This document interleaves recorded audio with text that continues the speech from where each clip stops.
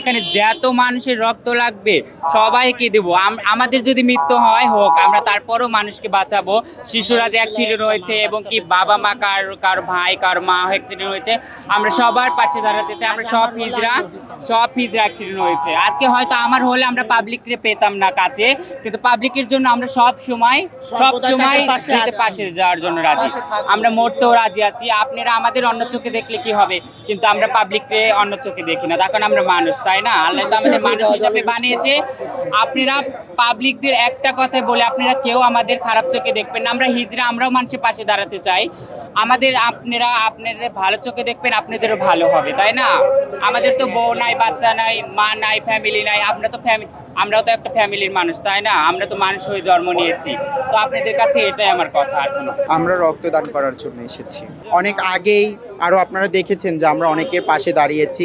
তার জন্য কালকে যে বড় একটা দুর্ঘটনা ঘটিয়েছে বাংলাদেশে, এগুলো দেখে অনেক খারাপ লেগেছে। তাই আমরা আজকে ছোট ভাই বোনদের পাশে আমরা দাঁড়ানোর জন্য এসেছি, তাদের রক্তদান দিয়ে তাদের পাশে থাকার জন্য চেষ্টা করি। যেহেতু একটা দুর্ঘটনা ঘটে গিয়েছে, এখানে কিছু করার নেই, বাট এখন তাদের পাশে আমরা আছি এবং অল বাংলাদেশে যত মানুষ আছে তাদেরকেও পাশে থাকার জন্য আহ্বান জানাচ্ছি। গতকাল উত্তরা মাইলস্টোন স্কুলে একটা মর্মান্তিক ঘটনা ঘটে গেছে। তো ওই ঘটনার জন্য আমরা শোকাহত। হ্যাঁ, কালকে এমন একটা ঘটনা দেখে আমাদের অনেক কষ্ট লেগেছে, অনেক খারাপ লেগেছে। তো আমরাও মানুষ, আমাদেরও কারোর জন্য খারাপ লাগতেই পারে, হয়তোবা অনেকের জন্য খারাপ লাগে, আমরা প্রকাশ করতে পারি না। তো এর আগে বেশ কয়েক জায়গায় আমরা দাঁড়িয়েছি, যেমন বঙ্গবাজারে, তারপরে যে বন্যাতে, তারপরে হচ্ছে কী বলে ফিলিস্তিনির বিপদে, তো আমরা পাশে ছিলাম। এখন এমন একটা ঘটনা, শিশু বাচ্চারা, এরা আগামী দিনের ভবিষ্যৎ। এরা যদি আমাদের রক্ত পেয়ে যদি এরা বাঁচে, এরা অবশ্যই আগামী দিনের ভবিষ্যৎ। আমরা দোয়া করি আল্লাহ যেসব বাচ্চাগুলো বাঁচিয়ে রেখেছে, এরা যেন আমাদের রক্ত পেয়ে ইনশাল্লাহ আল্লাহ তাদেরকে যেন বাঁচিয়ে রাখে, ভালো রাখে।